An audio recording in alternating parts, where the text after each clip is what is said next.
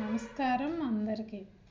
ఈరోజు మీకోసం ఒక అద్భుతమైన కథను మీ ముందుకు తీసుకొచ్చాను. ఈ కథను చివరి వరకు తప్పకుండా వినండి.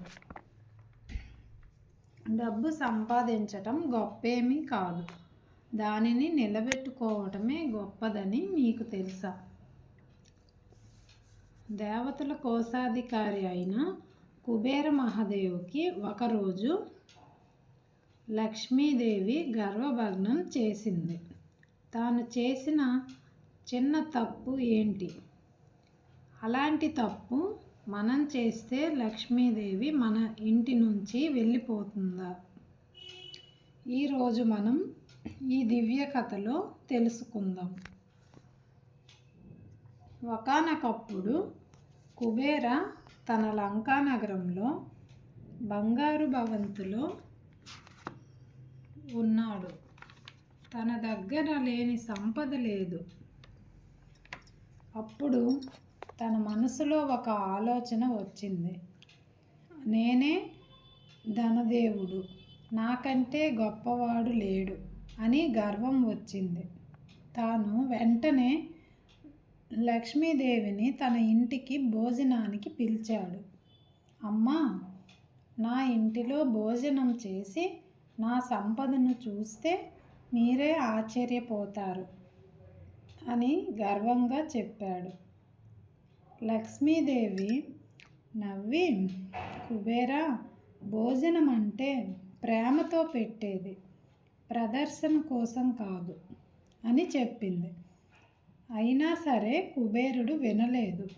బంగారం ప్లేట్లు, వజ్రాలతో అలంకరణ చేసి 56 రకాల వంటకాలు చేయించాడు. లక్ష్మీదేవి వచ్చింది. కుబేరా, ప్రతి వంట గురించి ఇది బంగారంతో చేశాను, ఇది 1000 రూపాయలు అని డబ్బు గురించి మాత్రమే చెప్పాడు. అప్పుడు లక్ష్మీదేవి లేచి, కుబేరా, నువ్వు భోజనంలో ఉప్పు మర్చిపోయావు అన్నది. కుబేర ఆశ్చర్యపోయాడు. అన్ని కోట్లు ఖర్చు పెట్టి చేసిన భోజనంలో ఉప్పు లేదా? లక్ష్మీదేవి అన్నది, ఉప్పు అంటే రుచి కాదు కుబేరా, వినయం. నీకు సంపద ఉంది, కానీ వినయం అనే ఉప్పు లేదు.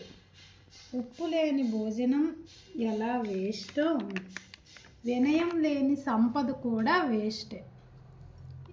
ఎక్కడ గర్వం ఉంటుందో అక్కడ నేను ఉండను అని చెప్పి వెళ్ళిపోయింది.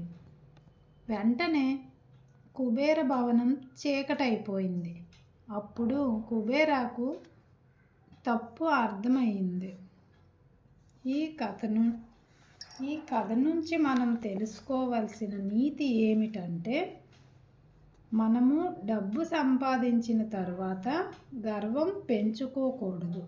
అన్నదానము చేసేటప్పుడు ప్రేమతో చేయాలే కానీ గర్వంతో కాదు. మీరు కూడా లక్ష్మీదేవిని మీ ఇంట్లో నిలుపుకోవాలి అంటే ప్రతి శుక్రవారం ఒక పిడికెడు బియ్యంలో కొంచెం పసుపు వేసి లక్ష్మీదేవి ముందు పెట్టి ఈ మంత్రాన్ని 11 సార్లు చదవండి. మంత్రం ఓం శ్రీం మహాలక్ష్మియే నమః. ఈ వీడియో మీకు నచ్చితే లైక్ చేయండి మరియు మీ కుటుంబ సభ్యులకి షేర్ చేయండి.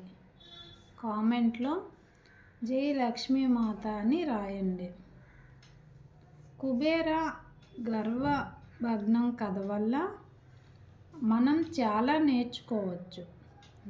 ధనం ఉన్నప్పుడు మనం ఎటువంటి తప్పులు చేయకూడదు అని ఈ వీడియోలో వివరించాము.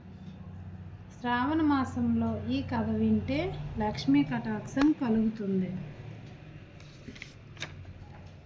ఈ కథను చివరి వరకు విన్నందుకు మీకు మా దివ్య డివోషనల్ క్రియేషన్స్ తరపున ధన్యవాదములు.